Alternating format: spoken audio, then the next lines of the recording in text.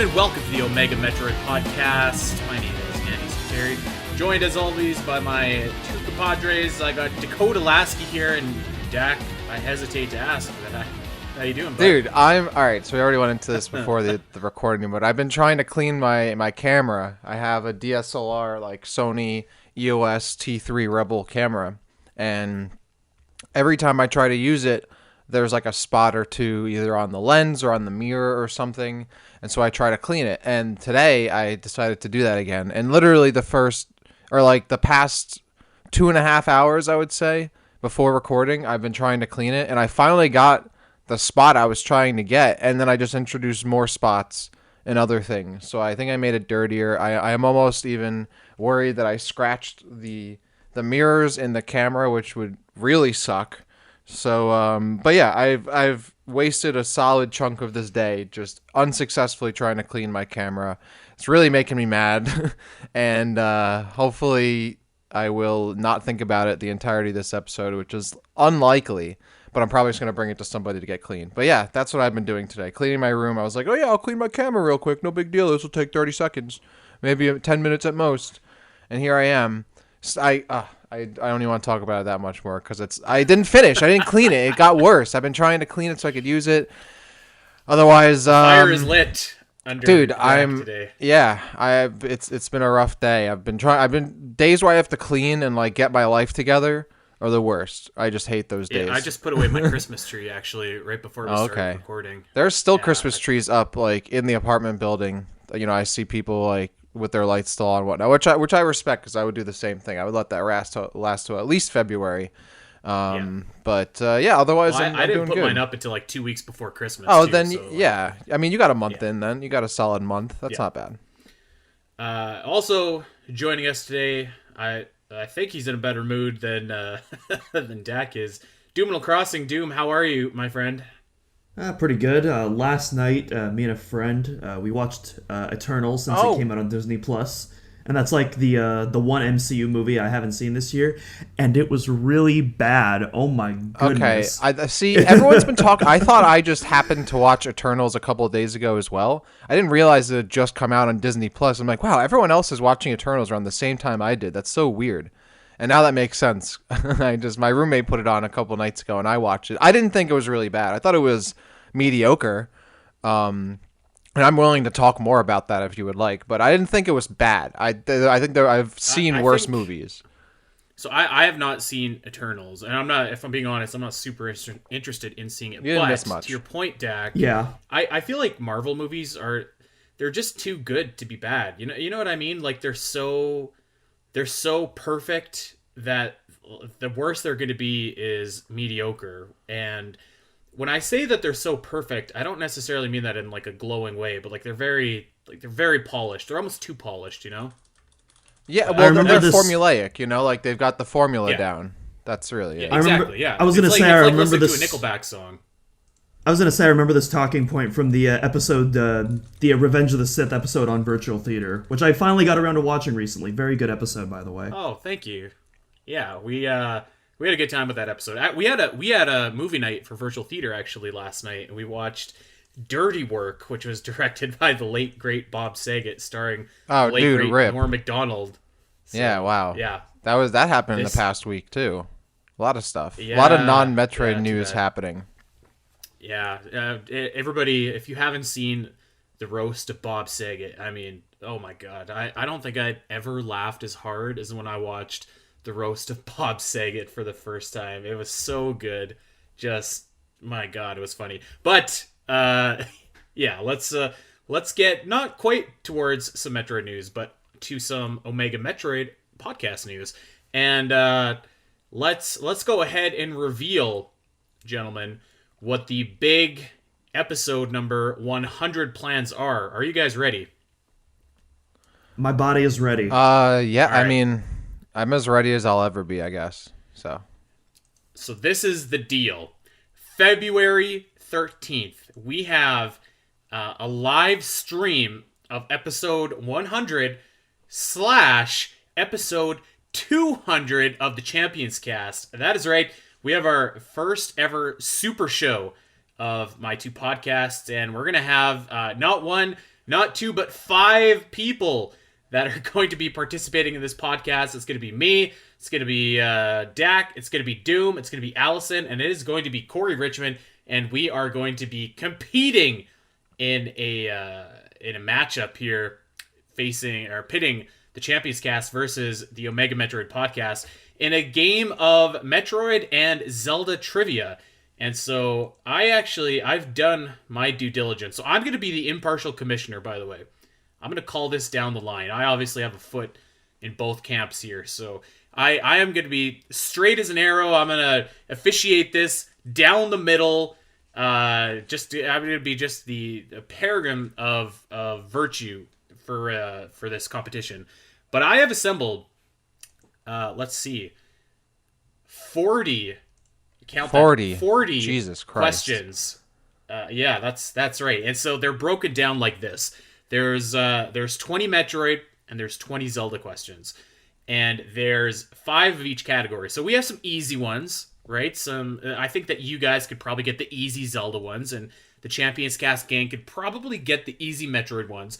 But then we're turning the heat up a little bit. We're going to go to medium, and then we're going to go to hard, and then we're going to insane. And that is where I don't even know if you guys are going to be able to get the insane Metroid questions, let alone the insane Zelda questions. I think Doom will be fine. I think I'm going to be struggling. I'm up for the challenge on the insane Metroid questions for sure. I'm terrified of the Zelda questions though, because I've only beaten 4 of the games, and I'm currently on a playthrough of the Link's Awakening remake. So maybe I'll be able to finish that before episode 100 and make it 5 games. Well, let me tell you guys something. I was talking to Allison earlier today on the Champions Cast, and she was actually talking a little bit of trash, which is funny because she usually doesn't.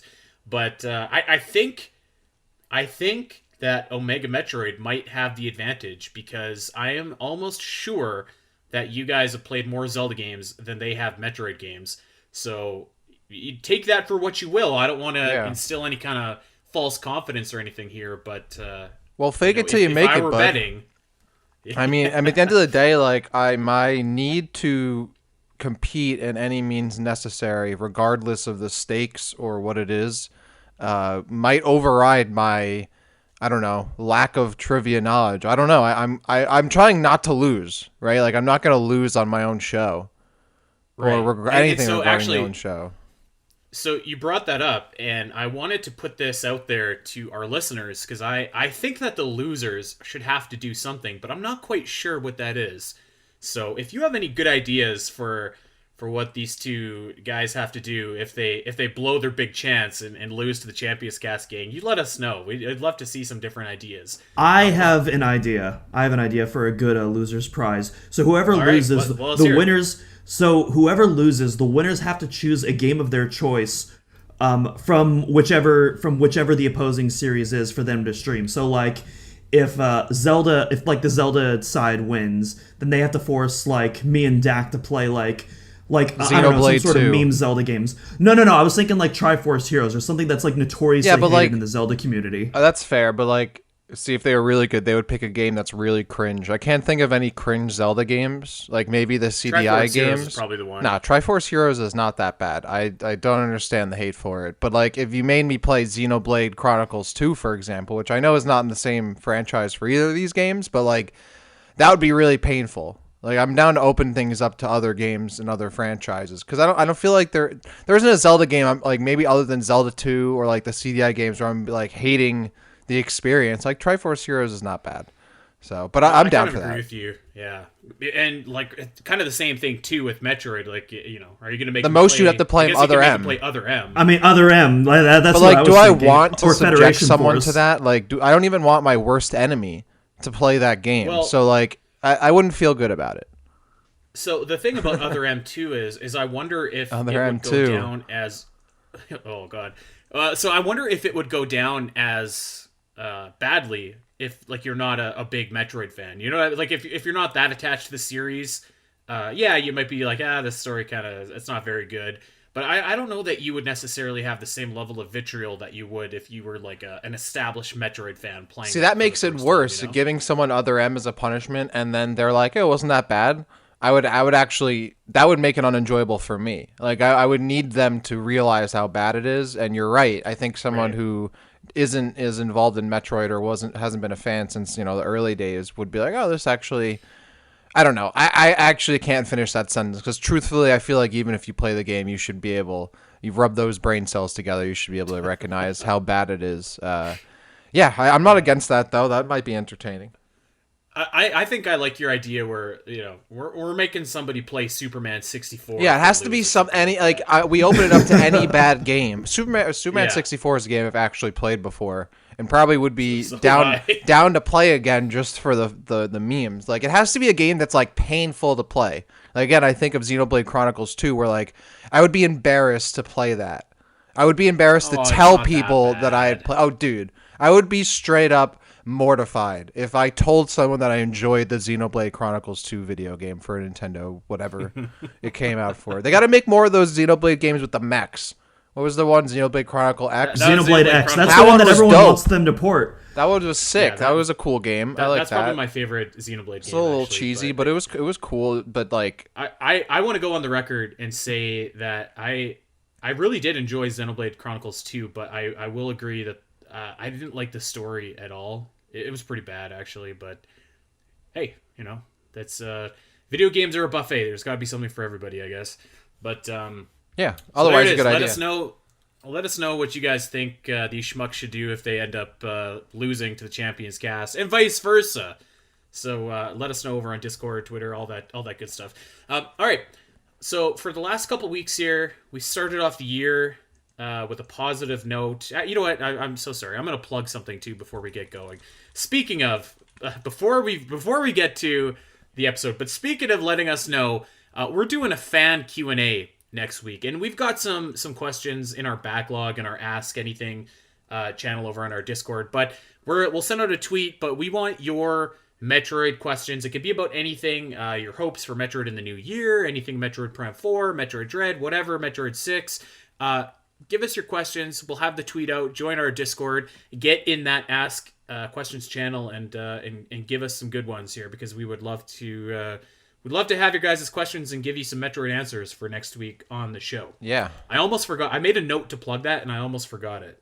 Well, I'm glad you didn't forget because I would have forgotten. Just Yeah. hopefully, if you do have some questions, if you're going to ask whether or not we want the Super Metroid remake or the Fusion remake, I would advise you to listen to one of the previous Q&As. I feel like we've answered that question like every single time we've done a Q&A episode. And I almost want to go back and be like, hey, let's make sure we haven't answered this question for the 5th time. But there have been so many questions you've asked, it's kind of hard to track. I think that if we get that question, we should just try and find the audio from the last time that we answered it and just press play on our phone. Yeah, true. Here you go. You can listen to this. I'm down. But yeah, Also, spoiler alert, if any question involves would you like a new game, assuming it's not like Federation Force HD or something, we're probably going to say yes. Like, whatever it is. Yeah. I mean, no, of course, yes. No, I don't agree with that. There are many Metroid games I would say no to. In fact, we've brought one of them up already in the past 5 minutes that I would say no to. So I don't agree. I would be down for another import or something like that. No, Play it on the dude, Switch. That'd this be is fine. why we can't have nice things. All right. Well, speaking of can't have nice things, excuse me while I throw my cat down on the floor. Let's get to business here. We've been yakking for forever. Let's get to it. The last couple weeks on the show, we've started the year off. We've been pretty positive. We've been talking about our favorite moments from Metroid Dread. We kind of had a cool little thought experiment last week where we imagined what Metroid Dread might have looked like if it was on the DS. Lots of people agreed with you gentlemen, by the way, and was just like, that Andy guy sucks. The DS was awesome. Yeah, that was a great response, I think, from the community. I really like that, and I want to see more of that kind of vibes going forward. It's lonely when you're the only one that's it's lonely right at the top, isn't it? Wrong. Yeah, it is. So this week we're gonna dip into not a more negative side, but maybe critical, and we're gonna take a look at Metroid Dread and assess some of the missed opportunities that this game had, and I believe that it had a few missed opportunities. Areas where it could have really kind of elevated itself to be, and don't get me wrong, I think Metroid Dread is like one of my top Metroid games, but I think it could have been like even better if it would have went with some of these suggestions that I have and that we've collected here. So we can either why don't we do this kind of roundtable here? I think I have about 6 things that came to my mind that I jotted down. So I can start us off, or either one of you guys can start off. We can just do it however you guys want. I say we start with you, and then we just go from there. Yeah, I was gonna say that. Let's do it. Okay. So I think I've actually mentioned some of this before, but this one I know that I've mentioned in the past.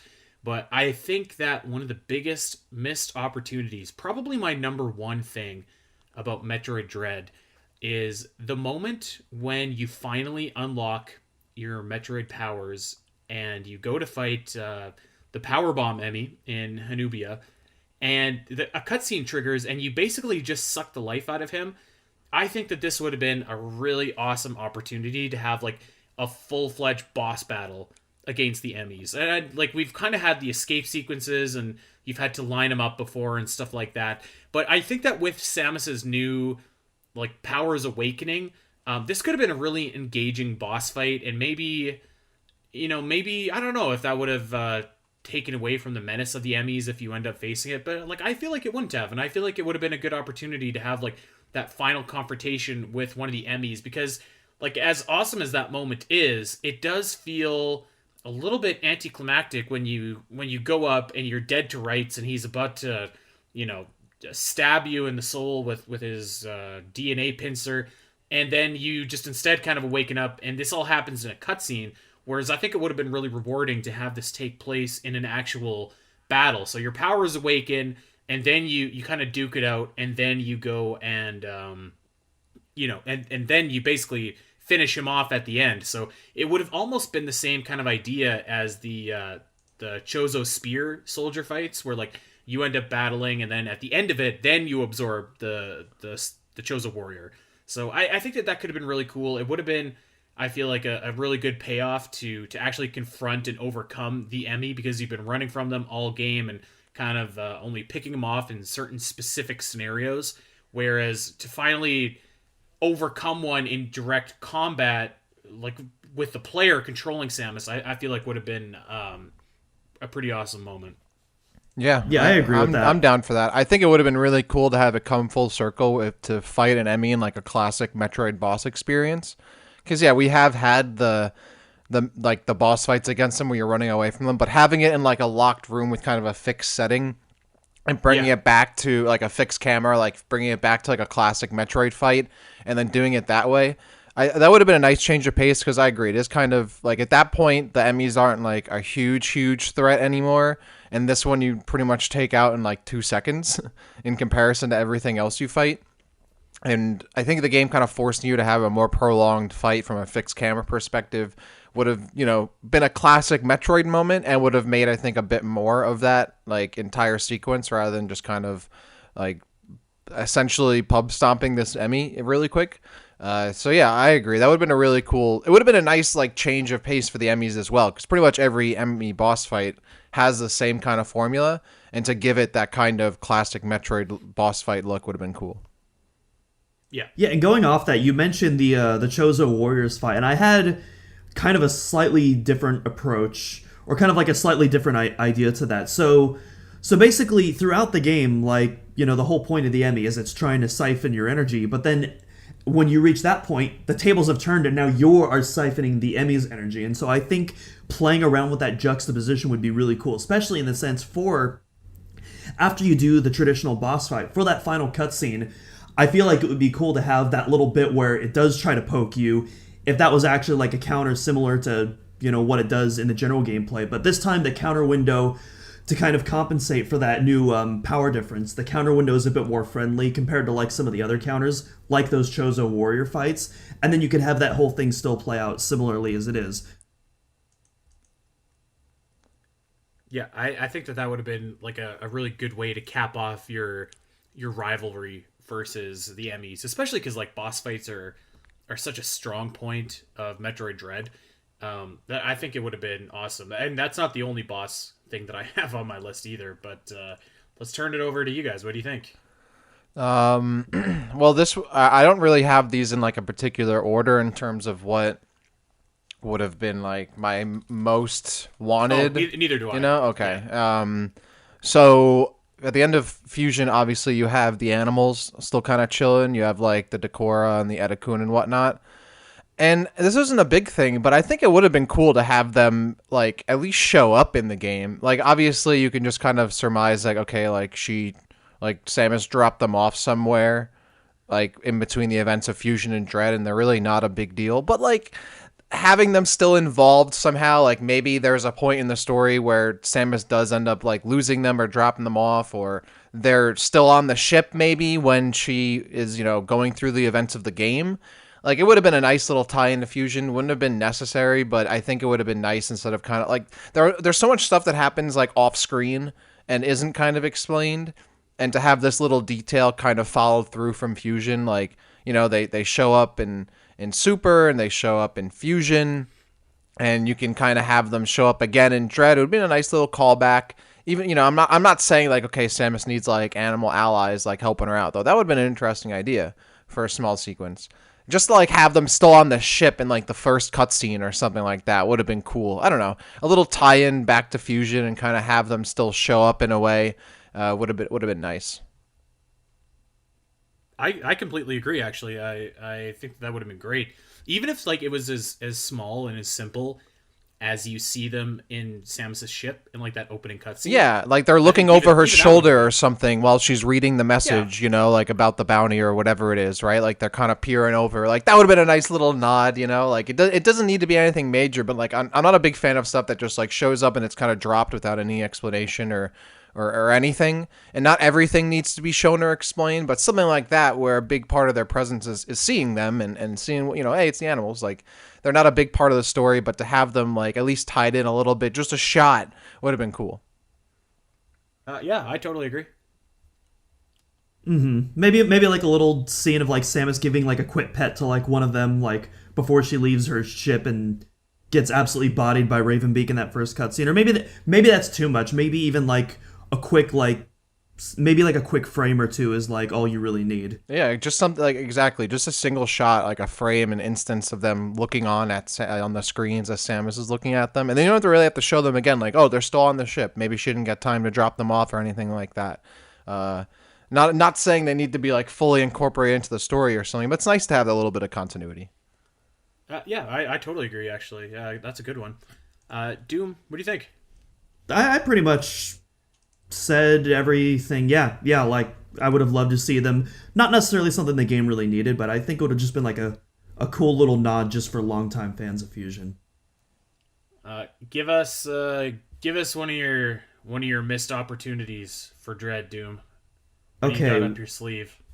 so most of these suggestions that I have are stuff that I've brought up in some form or another in the past episodes. I'm going to talk about different aspects of them because, like we talked about before we started recording, I don't want to regurgitate the same talking points over and over again because that's going to be boring. But I do have one brand new thing, and this is going to sound really weird, but I think the menu in Metroid Dread is really lame and could have used a lot of spicing up. Samus Returns in particular, I love the menu for Samus Returns. It's this dynamic menu where you start off just focused on the planet of SR388, and then you go into the menu and it pans back into Samus's cockpit, and then after you complete the game, you have the baby Metroid inside the cockpit making the little Super Metroid squeeze. It's such a cool menu, and then Metroid Dread, you just have this long distance shot of ZDR, and it's not even a clear shot. It's like overshadowed in this red tint, and then you don't really have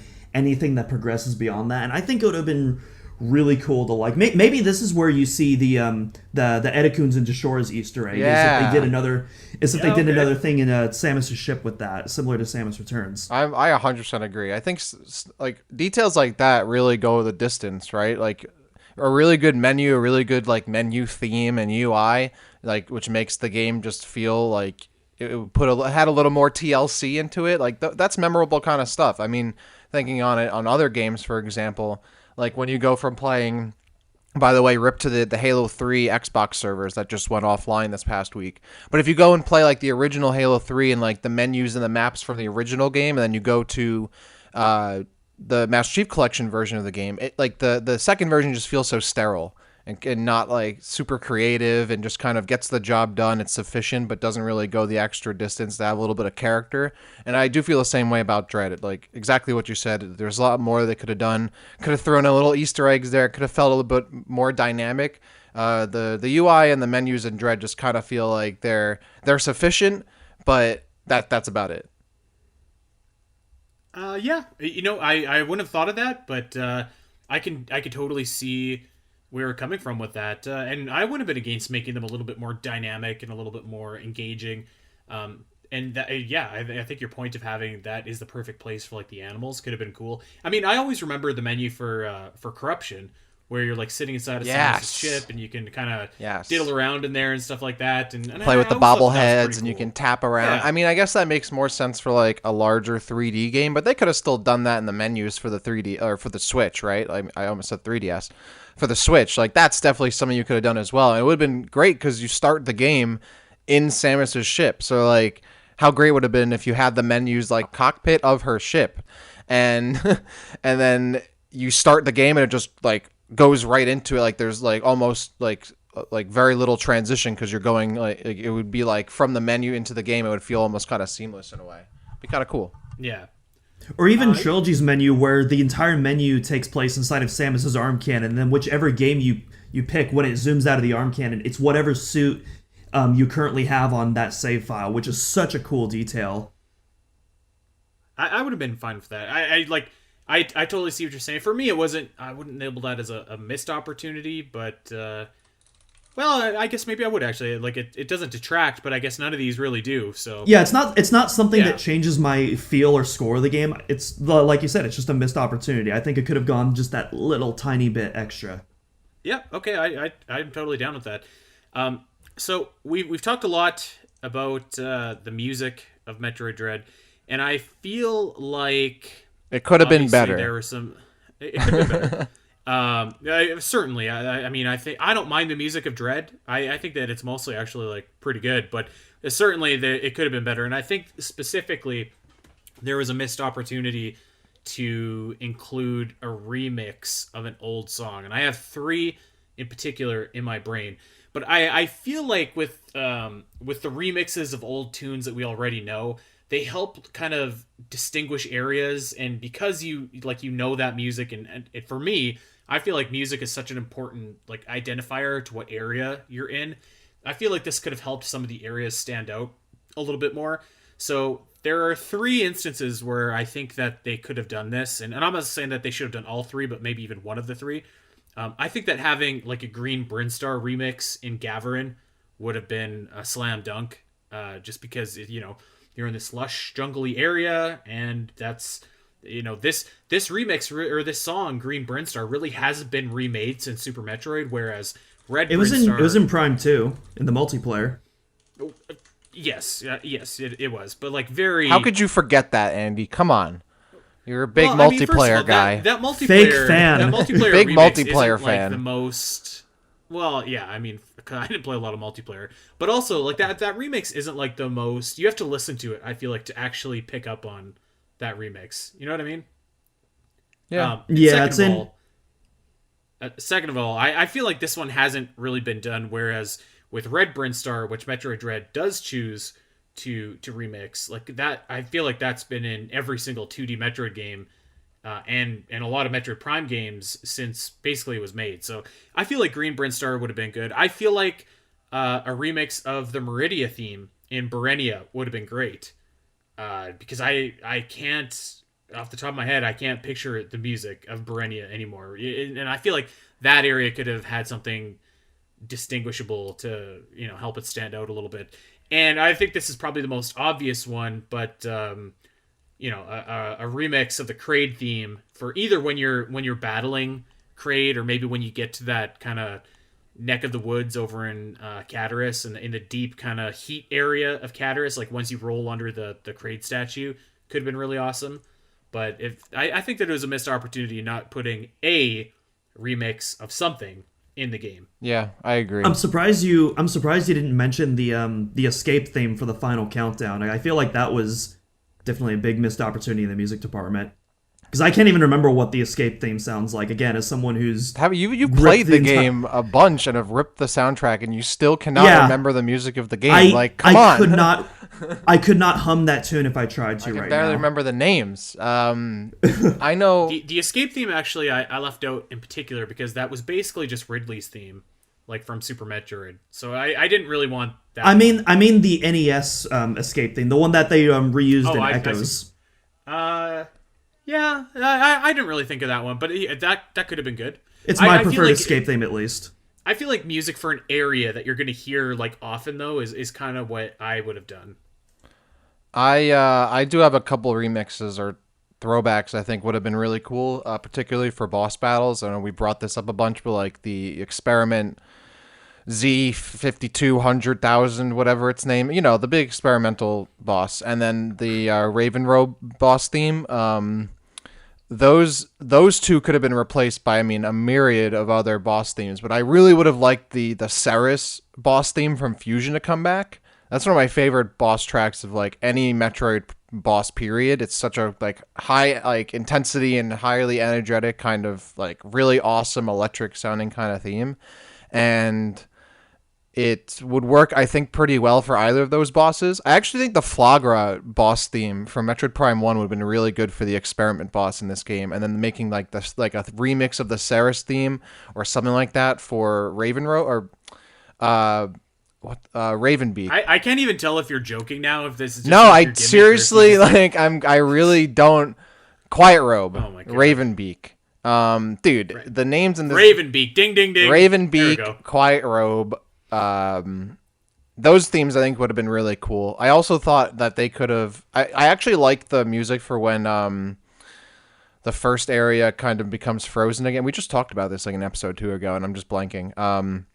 When that Artaria becomes frozen. Yeah. No wonder I can't remember, because I always think of Altaria from Pokemon.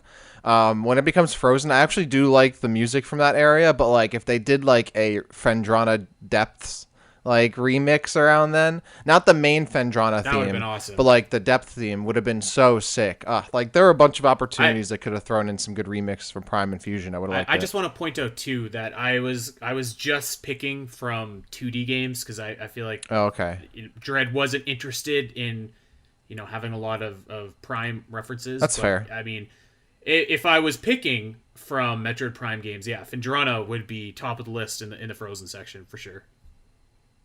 Phendrana Depths is specifically. Yeah, Phendrana Depths would be, because I feel like the main Phendrana theme. Well, first of all, I hope they bring that back for Prime 4, but I think that's kind of too obvious. And Depths is just such a banger and so groovy, and I think that would have been really good for that point of the game. Yeah, I agree. All right, who wants to go next? What else? You just went, right? Oh, Yeah. I didn't know. I mean, well, it sounds like Doom has something he wants to say, so I'll throw it over to you. All right. Genuinely enjoy on my hand right now, so on my single hand. I mean, that could be a lot of songs. All right, I was gonna say that could be a lot of songs right then, but hey.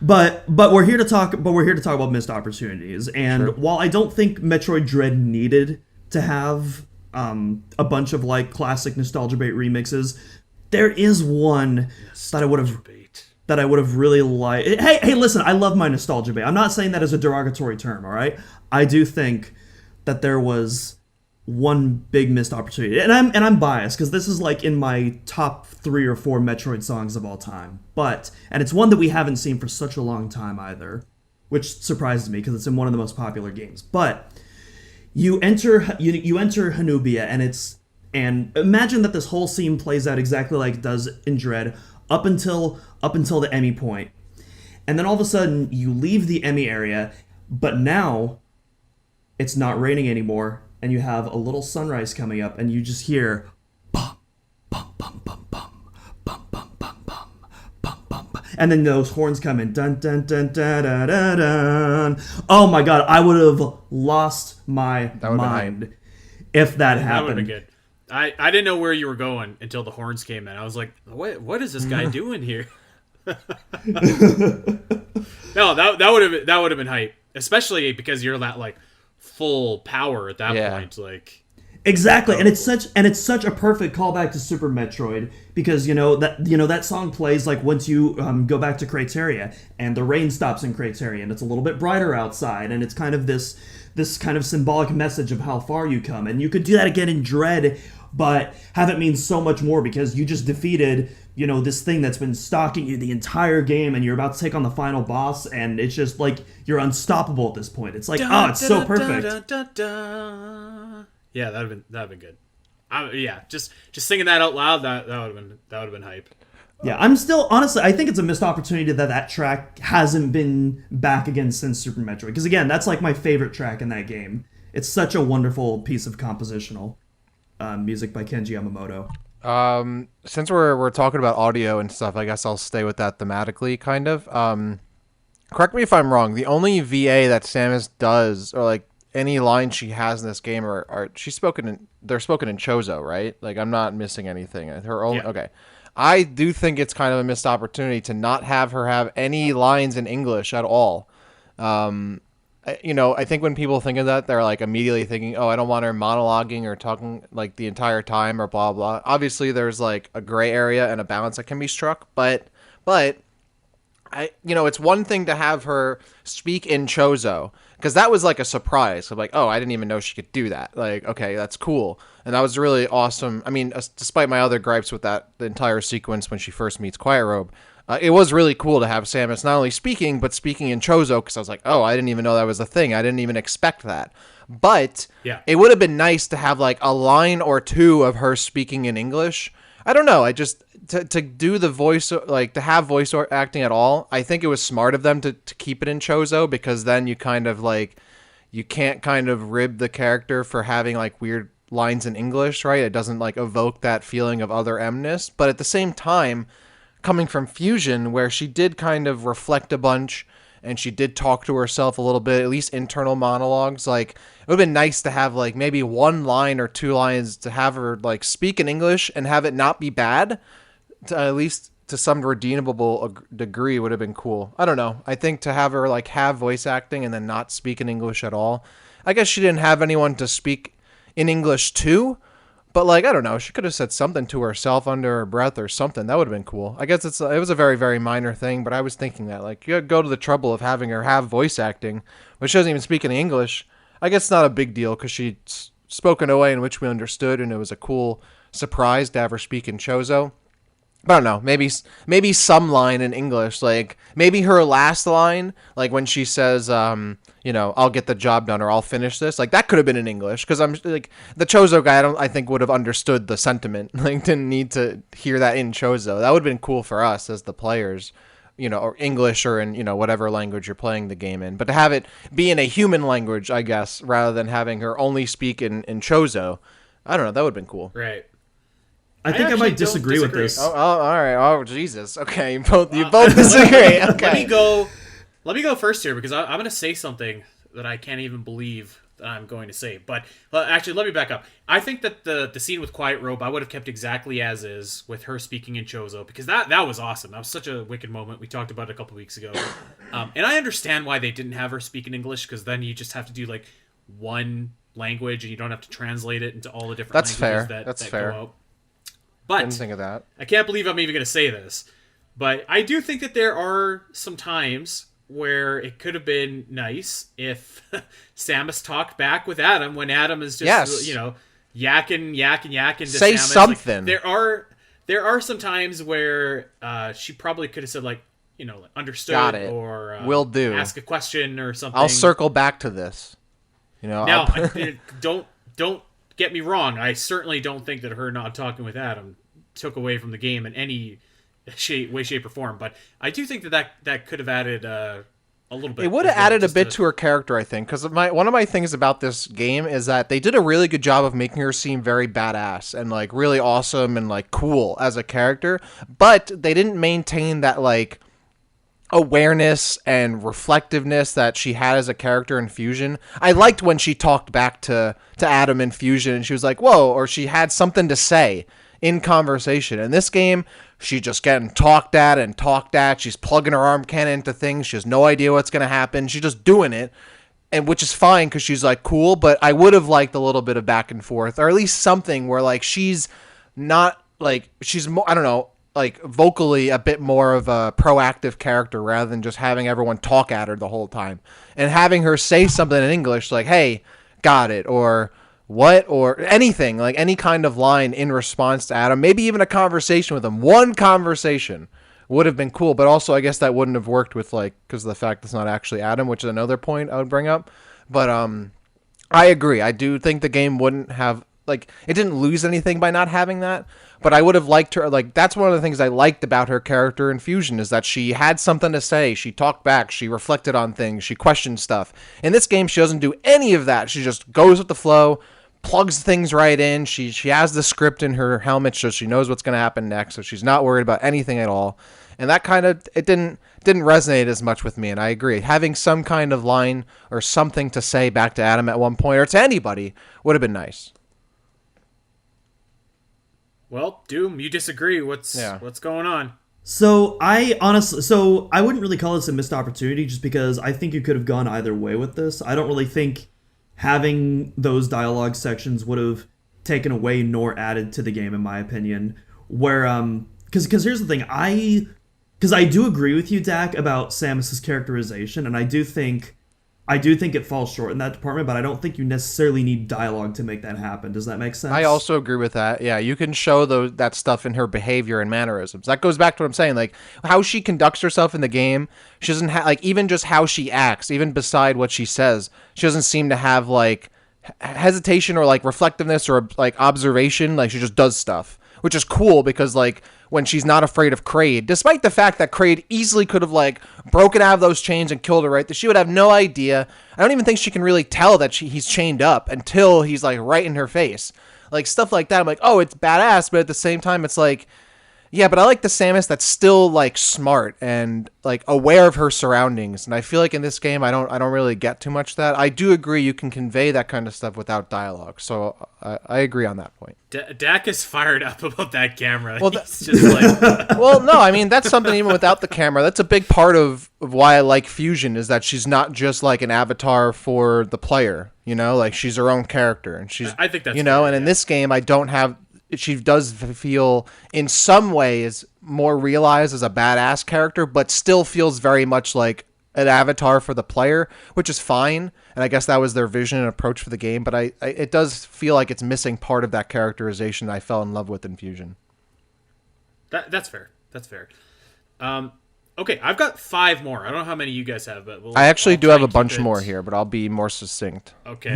Yeah, I have 4 more on my end. So I have 5 more as well. Actually, no, 4 more. Okay. Actually, no, 5 more. So I'm going to go completely out of left field here and say that I also think it would have been cool to have another returning boss. So we have Kraid, and, well, we kind of have the Korax, kind of.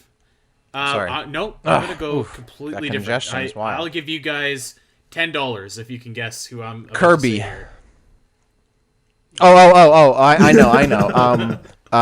Possessed giant Samus morph ball from Federation Force. That's when I think of characters and bosses that Andy likes. I'm like, whew, big giant Samus morph ball rolling around the room. That's an Andy boss fight. I feel like that was my biggest complaint about that, wasn't it? I think it was. Yeah. I think it was. Yeah. How could it not be? We just said we're trying to be succinct, and now we're anyways. All right, so I would have brought back Nitori from Metroid Fusion. Which one is that? I would have. So that's the boss that has the plasma beam, and it's the boss that was responsible for basically clogging up the BSL with all the foliage. You know, I'll be honest. As much as I clown on Dread for its naming scheme, I do not remember half the bosses' names in Fusion either. Like I think I remember Ceres. They're kind of a mess. Omega Metroid, SAX. Is Yakuza one of them or Yakuza? Yakuza. All right, Yakuza. All right, Dude, I kind of remember. I remember some of them. Yeah. The Chozo statue, the plasma. The beam. Spore So Spawn it's basically, thing, right? Yeah, it's kind of. Yeah, kind of. It's basically a Chozo statue that's wrapped in vines and stuff like that, and it's shooting a plasma beam at you. Now, I think that, in my opinion, one of the weakest bosses of Metroid Dread, I can't even remember its name. I think it's Golzula or whatever. But the boss in Gavarin right before you finally punch your way to the surface to Hanubia, and it's a big crab, and you destroy the crab a couple times. And I thought it would be really cool if there was like a Notori-esque boss that was there, and I think that they could have easily kind of patterned the boss after Metroid Fusion, but instead of him shooting plasma beams at you, he's shooting cross bombs at you instead. So it would have been a cool little throwback, something memorable. Again, something that fans could have been like, "Oh man, this is cool," and just something that it would have been fan service. But I think it would have also been a better boss fight as well. I'm not gonna lie, dude. I just learned that that's supposed to be a Chozo statue in Fusion Notori. I just thought it was like a big growth. Buddy, you're in trouble if you're going against the Champions cast. Dude, I'm looking this up right now. It's a Chozo statue? Dude, I thought it was just like a big like onion, like fleshy root, you know? Oh my god. I didn't know it was supposed to be it does look like a Chozo statue now that I'm looking at it. Wow. Wow. Like, are you free on the 13th? Dude, some people must listen to this show and be like, how is this guy on this show? What does he know? I don't know anything. Dude, that blows my mind. I'm looking at it now. I'm like, wow, it does actually look like a Chozo statue. I deadass thought it was like just a big growth with vines. Because why would it be Chozo statue shaped?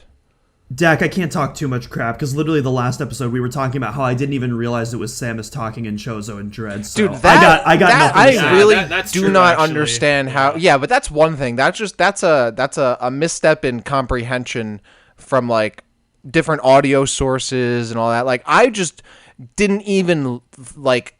I've looked at this thing so many times. Like, you know, like this game's been out for 20. I don't know. Wow. That blows my mind right there. Yeah, I'm totally down for whatever you just said, Andy. Totally. Like, wow, I cannot believe that. I thought it was just like a growth. Okay. Yeah, I'm down for that. Man. I got another one for you. Yep. So I think this is something that I've mentioned on the show a bunch, and actually I think I mentioned it the last time and the time before that, and someone brought it up and said, oh, they were just building Chozo robots. But there's that one EMMI room or one area in the game that I think I posted about on Twitter as well. I did post about it on Twitter. They're building something massive, right? Like they're building that huge robot in the background that's like multi-story, has like a big arm cannon and stuff. Yep. Nothing came from that at all. And you can say, oh, well, they were building Chozo robots or whatever, but none of them are even remotely that big. None of them have arm cannons like that. Like Ravenbeak has an arm cannon, but he's not a robot as far as we know. Maybe he is a Chozo robot. I have no idea. And I guess he's not because he gave Samus her DNA or his DNA. Whatever. Anyway, nothing came from that. Like I really thought that was going to be like a big boss you'd fight in the end. I really thought that was going to be the Ridley EMMI that we were, discussing and kind of theorizing about. Yeah. And like I guess at the end of the day, it was just like a cool thing that they were doing in the background to make the room look cool, but like that would have been such a sick boss, like a multi-story boss, like a 3 or 4 story boss, a big robot. Obviously, if they brought back Ridley as a Ridley EMMI, I mean that would have made a lot of sense. It would have been really cool. You bring back Ridley as like a Ridley robot again and kind of redeem that boss battle and have it work with the EMMIs and it not be the actual Ridley, so you're not really playing with that part of it. Like that would have been it's literally set up to be done perfectly, and they just for some reason didn't do anything with it. And there's also really no explanation for what it is or why it's there. Samus never fights it. It doesn't seem to be salvaged. It doesn't seem to be leading towards any other technology or anything you face off against, right? Like it's not like a prototype for anything as far as we know. So like why is it there? I really, really wish that they had followed up on that. Like just have it be a boss battle or have something happen. Like maybe Samus destroys the room and ends up getting destroyed, so you don't have to worry about it later. Like whatever, that's fine. But like, what was that? Why did they not follow up on it? That's probably I think is probably the biggest. If I had to put it at the top of my list or put something at the top of my list, that would have been it. Because like that was something that we talked about like months before the game even came out, and it seemed like such a like setup for something else, especially when this game has background set up for another boss character, right? Like they have the experiments getting poked and prodded in that room for a bunch of times before you end up fighting it. So I was like, oh, they're definitely doing the same thing with this. Like they've already set up another thing in the exact same way and they didn't do anything with it. Just, I don't understand why. I mean, I guess it was just an aesthetic thing and they didn't think about it too much, or maybe it got cut. well, I guess we'll never know, or maybe we'll find out in a few years when Kiwi interviews someone from the dev team, and we'll find out, and they were just like, oh yeah, actually it was nothing. They're gonna like Star Wars it, but yeah, I wish there was a follow through on that. To very quickly add to that too, the same thing with you see Dragon in the background of Dairon too, Oh, you do? which would have been cool, yeah. Or, well, something that looks really, really, really like Dragon. Yeah. So like stuff. Like, I mean really, that's same one idea. thing where like that could be kind of just an Easter egg or kind of shoved in the background. I don't think that was as noticeable. So you could kind of not, you could kind of put that to the wayside. But yeah, that's another thing that could have easily been followed up upon. It's like, it's one thing to have fan service and Easter eggs, but in the context of a game like this, when you hint at something, it's always going to be like, oh, this is in. Like, oh, it's more than an Easter egg. And I guess like with the nature of this game, like it being such a, a resurrection from another time and like a new Metroid game, like any kind of perceived Easter egg feels more than I guess what it actually is. So maybe that's just it.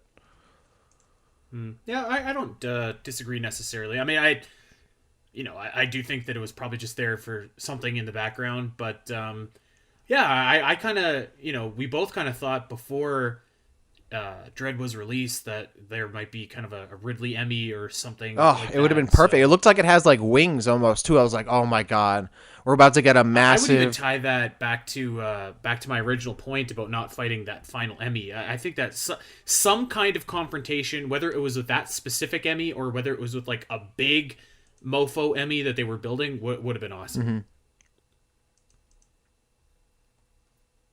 Doom, what do you think? Doom, What do you think? Thoughts? Yeah, I think the giant robot in particular was definitely a huge missed opportunity because I remember you talking about that on I Twitter, pieced and that you together, piecing- bro. and you piecing the MS screenshots, painted and I'm that. like, Yeah. yeah, and so seeing that like just be kind of like just a random background element, like, well, it's still kind of cool. Like I really wanted to like do something similar with like Experiment, where it's something that starts off in the background, but it's like foreshadowing something later. I thought that would have been really cool. And I mean, you know me, I'm a sucker for like big kaiju fights. Yeah. Like it's a big reason why Quadraxis is my favorite boss of all time. Like I love the kind of David versus Goliath style type of boss fights where you're just slowly taking down this giant insurmountable foe piece by piece until finally you've just completely disintegrated it. Mm-hmm. Doom, we were talking about Shadow of the Colossus the other day. I was Have you about played to that say game? Shadow of the Colossus. It would have been just like that. Continue. I have never played Shadow Colossus, but Whoa. I really need to get on that. I'm going to I think play. you'd love it. Eventually, I'm going to get a PS5, and then I'm going to get the Isn't it on Shadow of the PC? Colossus remastered. Is it not on PC yet? My PC definitely cannot run it okay, right now. that's- I need to that's upgrade fair. first. Yeah, I have a 2013 laptop. Yeah, when so- I think of that boss or what it could have been, I was like, imagine like a Shadow of the Colossus type boss where because you almost kind of get that with Kraid, right? Where Samus is like climbing up Kraid and like doing all sorts of stuff. Like imagine a huge like half dozen story boss that you have to like climb levels of it to attack its head or something. Like I just found the tweet again, and like this thing is massive and it looks like it has wings. It has a huge arm cannon. It honestly, it looks like it has Ridley claws.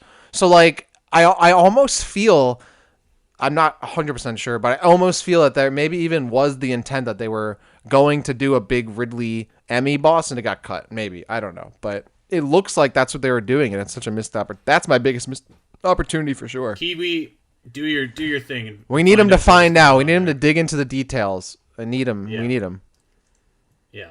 All right, Doom. What do you got for us here? Do this one, Doom, and then we're gonna speed round the rest of ours.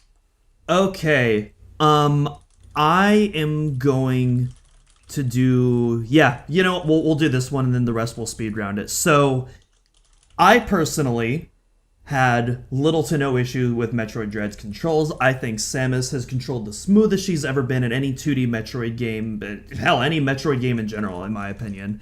It's absolutely wonderful.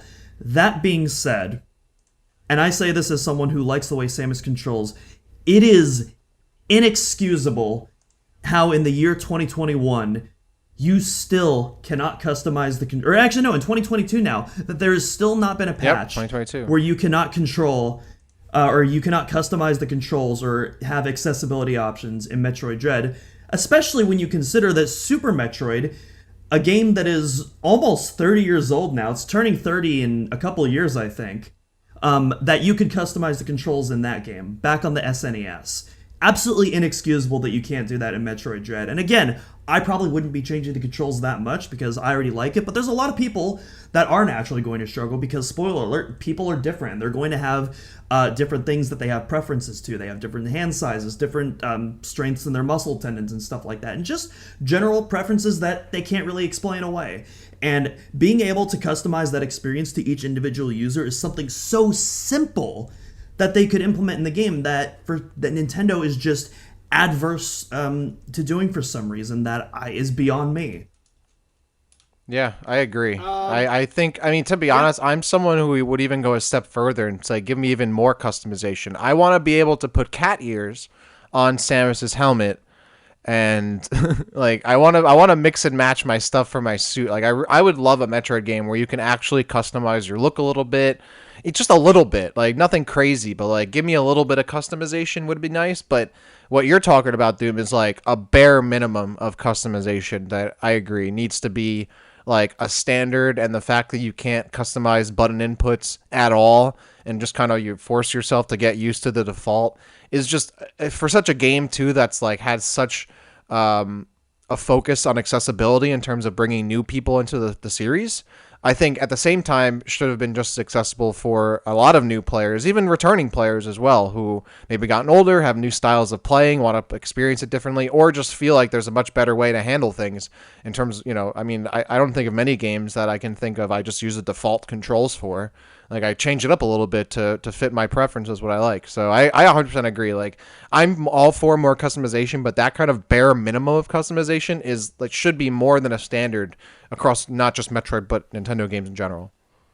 Absolutely. And even going off, it goes beyond just button remapping. Like so take the speed booster, for instance. So I actually like the way that the new speed booster works, how you have to click in the left thumbstick to activate it. I like it that it gives you a little more control over when you want to use it. But I know there's a lot of people that prefer the old school way of where it just activates automatically. There should be a toggle option to where you can choose between the new manual activated speed booster or auto speed boost. Like that should just be an option that you can choose. I don't think you can just go between. Like I think if you're gonna press a button, like you can't have it both, right? Like it either is gonna activate when you run, or you're gonna have to press a button, and you should be able to customize that button.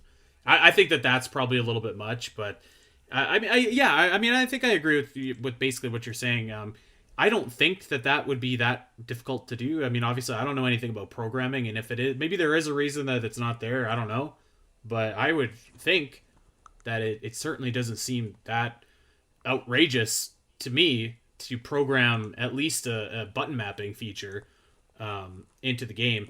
I mean, I don't know. It seems pretty easy to me. Like I can't even fathom Metroid Prime 4 coming out without the ability to invert your access and stuff like that, right? So like, why not give? Do you play FPS games or any like? Do you invert the controls? Is that why you brought that up? Because that's so weird to me. No, not to judge. I want to say I used to when I first started playing FPS games, but I kind of gradually moved away from it. Oh, so Metroid Prime is an FPS game. Well, Metroid Prime, I don't even think had that option, did it? No, it doesn't. So I guess it's not a true FPS because it doesn't have that option. I think that every first-person shooter and first-person adventure should have that option. I need Bumper Jumper in Metroid Prime, as far as I'm concerned. Let's keep it moving. I'm gonna throw in a couple quick ones real quick since we're at the hour mark here. Okay. Yeah. I kind of commented on this earlier, but I definitely wish that we got the actual Adam in this game. Again, just going from fusion characters and characterization. We talked about it in our Metroid Dread first impressions episode before I had finished the game, and I was like, this Adam just doesn't feel like Adam to me. And there was a reason for that, because it literally wasn't him. And I guess, like, you can't have the real Adam in the game as it is, because then the story, I guess, like, wouldn't work. But I would have liked to have the actual Adam in the game. I liked his character as, he grew as an AI-ish, humanish kind of character, like, became more human and more characterized rather than just being, like, a program. Like, that was a cool kind of characterization. We didn't get that continuity and follow-up from that, which, if you weren't a fan of the character, that's fine. You probably didn't care, but I think it could have redeemed the character for people who didn't like him. But as someone who did like the character, I would have liked more of the relationship between Samus and Adam. I will add this quickly as someone that didn't really like the character. I think that they should have actually kind of foreshadowed a little bit more that it wasn't Adam. Really? Because I thought it was to me, obvious. Or not obvious, but well, it was someone was off. he was talking. I guess, but I was just like, okay, well, that just sounds like Adam to me, and like I usually don't like listening to him anyways. So like, it didn't until like the very end of the game. I was just like, oh, okay, whatever. This is obviously Adam.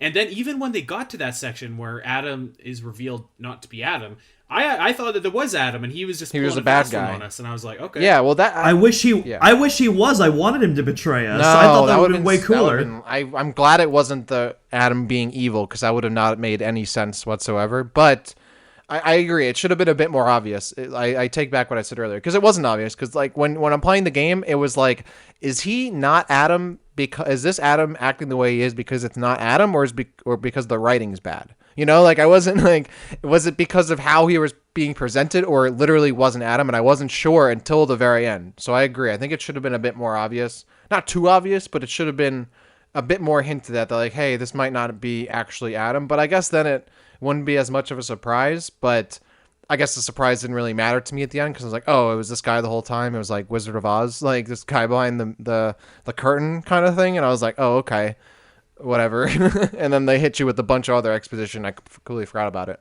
I don't know if I would have liked it being Adam betraying Samus. That's not what I was looking for. But hey, I feel like I wasn't looking for that either. But because we spent so much time building that relationship. So I'm saying, like, they built so much of it in Fusion to like not kind of follow through on that was a bit disappointing for me. But I have one more thing from Fusion that I would have liked, and this isn't something I think we mentioned before, but I would have been so down for a rematch against the XIX. They went to the length to bring back the X in 3D, even the core X, and like reimagine them in a modern way, but like they still looked like very Fusion-esque and they acted like the exact same way. Like that was so sick. Like, I would have popped for an SAX fight, like a modern SAX fight. Bring it back, have him look like Samus, change into the monster again, just like that. Like I don't care how fan servicey it is. Like I would have loved that. I would have even taken that over like one of the other bosses in the game, like that water boss. Lame, boring. Get rid of it. Swap it out for SAX, but rematch. I'm totally down. Like that's the opportunity where like I want to get Samus versus SAX 2. Give me that rematch. I would have been so down for that. I actually disagree. I think that takes away from the specialness of having that in Metroid Fusion. And if we're being real, you're gonna get that remake or that rematch when they remake Metroid Fusion. Yeah, but it's not gonna be the same because it's the same fight. I want another fight in another area. Like I didn't think it. Like, I think the X being in Fusion was pretty special and, like, the core... But, like, when I saw them again in Dread, I wasn't like, oh, it takes away the specialness of them in Fusion. I was like, oh, sick, the X are back, you know? I was really hyped. So I think if the SAX came back, especially because the SAX fight isn't perfect in Fusion, it's kind of one of the weaker boss fights in the game, I would say. Like, it's not a crazy hard boss fight. It's very intense and a lot of fun, though, which is why I want to see it come back. But it could have been improved, and I would have liked, like, a redux of it, like... And again, you could be like, oh, well, they'll just improve it in the Fusion remake. But, like, I don't know. It would have been cool to have that character show up again. You're like, I would have popped. I would have been so excited for that. It doesn't feel the same if you just redo it as it originally was. But to have that character come back a second time in a new location, maybe with some new powers or new whatever, like, that would have been awesome for me. How would you even bring the SAX back though? Because the whole reason the SAX exists is because it infects Samus, but now Samus can't be infected anymore. Well, like... I mean, isn't it? Maybe I'm wrong, but don't like the X like share DNA and knowledge across one another? Like they share knowledge, but they can't like share their forms with each other. I don't think they can share their form. Okay, it's just kind of like a hive mind kind of idea. Well, I mean, yeah. Well, I was thinking like maybe they could have shared the information to reconstruct Samus. I don't know. Maybe it would have been all like messed up looking because they didn't have the DNA. But in Fusion, they also say how there were like 10 SAXs on board, and even though that place gets destroyed, I mean. I don't know, maybe one snuck away and ended up on ZDR. I don't know. How did Kraid get there? Screw it. I don't think the how that you get to that fight is a big deal. You could make that work. I just don't think that I would do it. I just, like, there were other boss fights in this game that were so, like, whatever to me that I'm like, just throw in the SAX. Screw it. Like, fan service it up. Like, this is the opportunity to do that. Like I would have rather have seen the I'll tell you what, SAX if than there was a Kraid. boss rush mode and that was like a bonus boss, that would be pretty cool. Yeah, I guess that would be cool. Yeah, but at that point, why not just put him in the game? I don't know. I would have rather have seen the SAX come back than like Kraid, for example. Wait, did Andy just say something positive about a boss rush mode? What is this? I don't think he's ever been necessarily against think boss I've ever fight. said Yeah, anything- I don't think he's yeah. ever been against boss Really? rushes. Yeah, no, I don't. Check yourself, sir. That's not something on my Clearly list I'm of things he misremembering. dislikes. Yeah, I dislike Kirby, I dislike Adam, I dislike mouse and keyboard, but I don't dislike boss rush. Oh, there's a missed opportunity. This game being able to be played in mouse and Oh, keyboard. don't even go there. Oh man, that would have been good. Doom, Why finish, did finish off your list. Let's go here. We're running long. What do you got? Why did I think that you didn't like boss rush? Weird. Anyways, Because you are crazy. I don't know. He I mean, dislikes a you're lot not of wrong. things. You wouldn't have been off.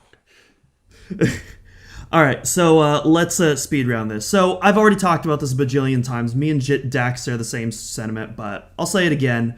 Not having the Galactic Federation involved in some way is in the story as some sort of antagonist is in and of itself a missed opportunity. Specifically because the reason why I like that plotline so much in Fusion is because for the first time in the Metroid series, there was finally nuance and like a gray zone in the story. Like up until that point, the Galactic Federation are the good guys, the Space Pirates are the bad guys, and the reason that they're those two factions are because the instruction manual says so. But now in Fusion, it's a little more nuanced than that. They're not exactly the bad guys, but they're not exactly acting in your best interest either. And I always loved that little bit of extra dimension there, and not capitalizing on that in Metroid Dread, especially because I always felt like Galactic Federation, you know, with all the alien references, are like clearly somewhat inspired by the Weyland Yutani incorporation from Aliens to some degree, and I felt like they really could have played a bigger role in that regard in Dread. So not having that is definitely one of my biggest disappointments when it comes to Dread in general. Yeah, I agree. I don't know. If you have anything more to add to that. We've talked about this so much. I know. I feel like anyone listening to this episode, when they start up, they're like, "Oh, this is going to be us complaining about no Federation for 45 minutes to an hour." But that's why I haven't brought it up, because I think we've kind of set our piece on that. That's ultimately my biggest missed opportunity for this game, not following through on the story from Fusion, not doing anything with that. And obviously, you can retort, well, that's not actually how it was meant, or blah blah. But I'm kind of over that discussion right now. They clearly missed their shot. I'm now no longer really interested in whatever. And that kind of leads to my one last suggestion here is, or like one last missed opportunity I have on my list, is I really wish this game set up the next story more. Like, I guess I don't know if they have too much of a plan of what the next games are going to happen, but I'm sorry if you want to keep going, but I really wish there was more of a setup for the next game. I kind of do, because your kind of touches on mine, but Doom, finish off yours, and then I'll speed round. Oh, I already finished. I said everything I needed to say. Okay. Yeah, let me build off that, because I have a specific missed opportunity that kind of goes in that similar direction. But one of the great things about Samus Returns is that you got the Chozo memories from that game, and when you got the final Chozo memory, it very clearly showed who now we know as Ravenbeak, kind of turning on the rest of who we now know as the Thoha tribe. And that set up where, not even necessarily where we might go in Metroid 5, but where we could just go in the future. So I think that there are a lot of interesting like bonus images that you can acquire in these Chozo galleries. And like you can see the Machkin capturing Kraid and kind of doing their thing. But then the final memory for getting everything else is actually just the exact same artwork that you've got for getting all 6 endings with the time completion. But instead of Samus in her suit, it's Zero Suit Samus with all the other characters looking exactly the same. I thought that was kind of weak. I would have liked to see even a still image kind of setting up the next thread in Metroid, if it was Metroid 6 or just something, right? Some kind of hint as to where we're gonna go now for the next installment, because really, like, you just got the same artwork and they just replaced Samus with Zero Suit Samus, and it didn't necessarily have to be like an image. It could have been like a little teaser or something like that, like maybe Metroid Prime-esque. But I think that like anything would have been good to kind of direct us where we're gonna go next. Yeah, I mean I 100% agree that there should have been stronger completion rewards in this game as well. But yeah, like, it feels like, and I think Doom has brought this up on previous episodes, one of them, where like after Dread happened, like everything, like it doesn't feel like the story has really like Samus in the same position she was in at the beginning of Dread. You know, like it doesn't feel like she's in a new position to like go forward into another story arc, and that's kind of why I wanted the watermelon suit to stick around, because in and of itself, Samus still having that suit, you can immediately think of a bunch of things that could happen in the next game. Whereas she loses the suit, she's back to normal, everything's resolved. So I'm like, okay, everything's resolved. Now what? Like I would have loved like, hey, like there's something going down on this other planet somewhere in the galaxy, and you something's building there. Like give me a post-credit scene or a mid-credit scene, you know, like something to tell me like, okay, not only is there something coming up, but like there's a plan at least, or an idea, because they've said like, oh yeah, there's more 2D Metroid, you know, coming down the line, I guess. But like, I would have liked some kind of idea of where they intend on going with it, and I don't know, it would have been nice to have that set up in Dread itself, because like you said, you have Samus Returns that does that. I mean, the setup for Metroid Prime 4 has kind of been done a couple times here and there, at least with like, you know, the end of Prime 3 and Federation Force. This game, like they've said, okay, there's more 2D Metroid coming, but I have no idea what to expect. There's no setup really at all for what's to come next. And I think that was kind of a missed opportunity to get people excited for what's to come, rather than just like, oh, another Metroid game. You know, another Metroid game's great, but what specifically about it should I be pumped for beside it being Metroid? Because we, you know, that's cool and all, but I would have liked, and they could have incorporated that, like you said, into the rewards at the end. Like have maybe a piece of artwork or a teaser or something that like is kind of unexplained or doesn't really like, you need more context to it. It gets you asking exactly. questions. Gets you asking, Yeah. like at the end of Dread, I'm not asking any questions of what happens next, because they don't really give me anything to ask on. And to be fair, you know, they kind of did the same thing with Metroid Fusion, where that was set up, you know, essentially from scratch. You know, things were pretty neat and tidy after the ending of Super Metroid, but and I don't That's doubt fair. that they'll do that again. But yeah, it could. But that was the third you game know, at the something- time, and it was like there's so many, there've been more games since then, and then like Fusion did feel like it had a setup to the next I feel game. like also, like you kind of tell stories even a little bit differently now too, because as Doom pointed out, I mean that was almost 30 years ago too, right? Yeah. So like I feel like, you know, you look at every Metroid Prime game, that's kind of hinted at what's next. Samus Returns hinted at what's next. Metroid Fusion like at least it left a cliffhanger in that kind of regard, You know, so. some people don't think it does, but I think the story 100% like set up to something. And yeah, Metroid Prime all had setups to the next thing. You know, Samus Returns even had setups. even Metroid Prime Federation Force for Had goodness yeah, sakes. yeah. Like everything kind of feels like it's setting up to something next, which is good, because Metroid is one of like the only Nintendo games that has that kind of continuous story. You know, like, I mean, it may not, the thing that happens next might not be the sequel to what you're playing now, but it seems like they have some kind of idea of where it's going next, rather than just another story that's going to happen someplace in the timeline and may or may not have anything to do with what you've just played. Yeah, Dread, I mean, I guess it makes sense because Dread is meant to be like the finale of a current arc, but at the same time, we all know there's going to be more Metroid coming, and Samus' story isn't over, so it would have been nice to see where they intend on going next. I've got 3 other quick hits here. I don't know if you guys even want to chime in on them, because they're mostly technical quick hits here. But a missed opportunity, something I've kind of talked about before. I wish that you could just open up the map and like there was a legend of items that you could pick that would show, like for missiles, for example. Like you have to go and find a missile expansion somewhere on your map and then select it, and then you can see all the other missiles on the map. Whereas like if you just had a legend on the side that you could just quickly go over and select missiles, and then everything just popped up on your map without having to actually find, you know, that one missile in the far left-hand corner of Arteria. I feel like that would be really nice. Obviously, that's more of a completionist thing, but I think that would be super swell. Another thing that that I would love to see, and I kind of still have a little bit of faint hope that this is coming, but I think that they should have had another difficulty, like a fusion difficulty. I think that would have been cool.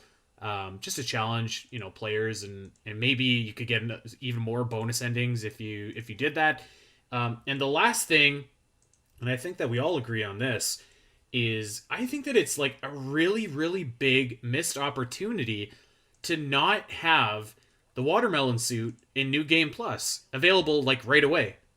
Yeah. Like, why not? And it doesn't have to be anything other than cosmetic, right? Like you can still start off and everything can stay exactly the same, but like have the cosmetic watermelon suit. Why not? Especially for New Game Plus. Going I off feel that, like, just more alt costumes in general, I think would have been really cool. Because I mean, we got the fusion, Sure, suits in yeah. Samus Returns. Like, bring those back. Bring the Samus Returns suits back in. I mean, that was Mercury Steam's last game. It'd be really cool to see those, upscaled in HD. I mean, y'all know how much I love that Samus Returns gravity suit, and so seeing that in Dread would just absolutely blow me away. but like, how do you not have the watermelon suit in this game for like? I totally agree. I would love to see the fusion suit. I'd love to see Samus Returns gravity. I'd love to see like the classic like power suit from Super Metroid. But like, dude, how do we not have the watermelon suit playable? Like that Yeah, should just I think totally that's be the a thing, is not having it playable. I mean, I guess it is playable at the end of Dread, but Well, yeah. just more of the watermelon suit in general. And yeah, I guess in a way they were trying to still play it safe in terms of suits and whatnot. Like, they didn't want to come in and throw any crazy ideas at us, like just going to hit us with the safe power varia gravity that everyone knows. But like, I as a veteran Metroid fan, I'm so tired of that formula. Like, give me something new, like give me something fresh. Even the Dread suit, it's like it's still a regular suit in the context of Metroid games, not really that much different. The watermelon suit, I really wish that we had gotten more out of that, or she had kept it. But yeah, having it as at least an aesthetic skin for playing the game again feels like a no-brainer. Yeah. And that's it. That's my list. That's all I got. That's all you got. Doom, All do you right. have anything else? Yeah, I got two more. One of them will be quick. One of them will be semi-quick. So the first one, I'll just say this one first, since it'll just take a second. I think that this game could have had some really cool multiplayer and social options, which I know Dak is popping off right now. Well, hey, listen, That was hey, Andy, listen, not me. listen.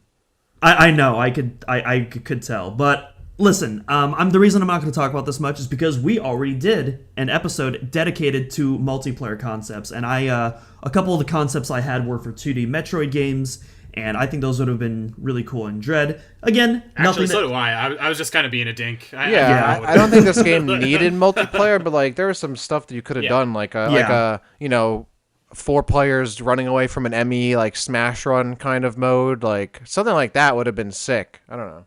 or even like a speedrun mode or something like that. Something to give the game like a social aspect with other people, which I know that's not what you think when you think of Metroid, but doesn't mean that you can't try it out, and I think it would have been kind of decent. Yeah, I agree. All right, And- what else you got? And the final thing I have is in regards to the Chozo, which again is something I've talked about in the podcast before, but I kind of want to bring this more into Samus's characterization, since this is actually something that Dak brought up earlier, because as much as I love Samus's characterization in this game, I also agree with a lot of the criticisms that you brought up, and it's why Dread is actually not my favorite interpretation of Samus. That goes Oh, to it's Metroid still Prime Fusion 2. for me. Oh, okay. Metroid that's Prime fine. 2 is my Fusion is up there as well Fusion's above for me, Dread for for me, sure. but Prime 2 is my favorite characterization of Samus, because Or original not Metroid. only do we get the same badass that we see in Metroid Dread, but we also see in what I believe to be the most compassionate Samus ever is, and that is what I believe separates her from like a Doom guy, for example, who I also, y'all know how much I love my Doom guy, but Samus is not Doom guy, she's Samus. And that compassion that she shows in Echo specifically, after she sees the video of the Galactic Federation feed. So in that game, that is her entire mission. Find the Galactic Federation troopers, get them off planet Ether. She finds the whole squad massacred, and she pays her respects, but she doesn't go back to her ship. Samus is a very curious individual. She continues exploring the planet, looking for clues, finding out exactly what this new threat is. And then she meets this completely foreign alien race. She doesn't really know what to think of it, finds out they're on the brink of extinction, and despite the fact that she's not getting paid for this, risks her life to save this entire species from total annihilation. And that, to me, that is my Samus Aran right there. And that is not the Samus that we got in Dread, and I would have liked to see a little bit more of that compassion showed, and I think, especially in regards to the Chozo, that would have been the perfect opportunity to be able to show that off. I definitely agree, and even just her relationship with the Chozo in general. I think I brought this up on a previous episode as well. This is definitely a missed opportunity, but I just felt like the weight of how Samus reacts to meeting a Chozo for the first time is so meh. She's just literally sees a Chozo for the first time in decades, like so long since she's ever seen a Chozo, and they just have like a regular conversation, like it's no big deal. Like, hey, what's up? Oh, hey, here, let me fill you in because it's time to do that. Like, there was no weight at all to that moment. I thought it was so lackluster. Samus finally meeting The Chozo? Yeah, go ahead.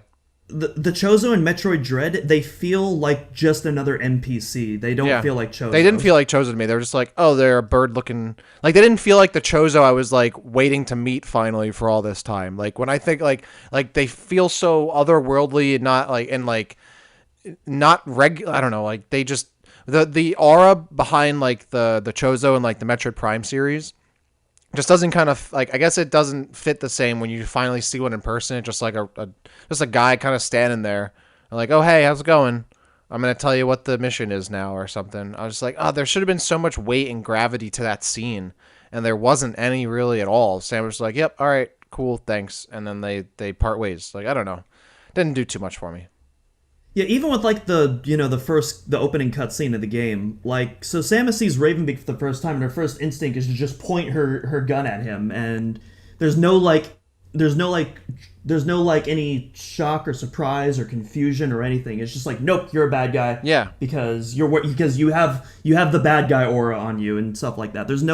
I thought it would have been a lot cooler for Samus to be caught off guard, maybe like not sure what to think of Ravenbeak, and then Ravenbeak attacks, and then kind of like Samus readjusting herself. I think that would have been a lot better personally. Yeah. I don't know that I necessarily agree with that. I think that the opening scene was awesome. Clearly this dude was not up to a lot of good. So I think that it makes sense for me to have Samus on guard, especially because she knows she's going to this hostile planet. Who knows if this guy is an X or not? Who knows if the X are even here? So I wasn't upset with that. And then I feel like for Quiet Robe, I actually did really like that scene. But again, like, she's already been attacked by one Chozo, so I also feel like it kind of makes sense for her to be on guard. I can understand what you're saying, though. I've seen that criticism raised before by other people, and it's not one that I share, but I think that, I respect what you're saying. Yeah, it is. I mean, isn't that also the same scene, dude, I think you brought up an episode or two ago, where like she walks into it like a straight line and looks back and forth and then looks ahead again and sees someone that would still be in her point of view from when she originally entered the room? Yeah. That's more of like a stupid mundane. That's like it's just directing. That's like a directing exactly. flaw, and I 100% agree. It's the same reason why I have a big issue with Samus just kind of walking into a room and on a foreign planet, and which she does in other games, to be fair. But I also don't like it there. But like especially in this game, like when she gets to the Chozo ship, she knows by that point that this is a evil Chozo ship. And there's no good people on it. She knows that's the bad guy's ship, and yet the first thing she does is stick her arm cannon into like a terminal. And I'm like, what? Oh, not this I'm like, again. dude, Good. Dude, she does this in every single Metroid game. I literally just said that. She goes to Talon 4 and sticks her I arm in agree, everything and I agree, and I know, and I literally just said that I also don't think it's good in those games either. But at least in those games, she goes to Talon 4 and the stuff, like the terminals she's plugging into, are left behind by Chozo that, as far as she knows, are benevolent or were fine, right? Like, she's going on an evil Chozo ship that she knows there is no possibility that what she was plugging into could have been good. At least on Talon 4, she's plugging into something. She knows the Chozo that were there were okay. So what is it? She's going to an evil Chozo ship, or she's going to this planet, she sees a Chozo who's Ravenbeak, Dude, and is caught off guard? I feel like it's... Those are different things. I'm saying she's going to a place that she knows for a fact can't possibly have anything good on it, and yet she walks up onto it and plugs her arm cannon in regardless. Like, it's one thing to see the Chozo for the first time and be a little hesitant. That's it makes sense. But like at that point, by the end of the game, there's no qualms about the fact that there are a ton of bad Chozo around, and she's going to a ship she knows is a bad place to go and is an evil Chozo ship, and yet she still plugs her arm cannon in like it's any other terminal. Like that's part of that like lack of kind of observation or reflection or critical thinking that I feel like she doesn't have in this game. She just does stuff regardless. Like, just whatever, I'm doing it.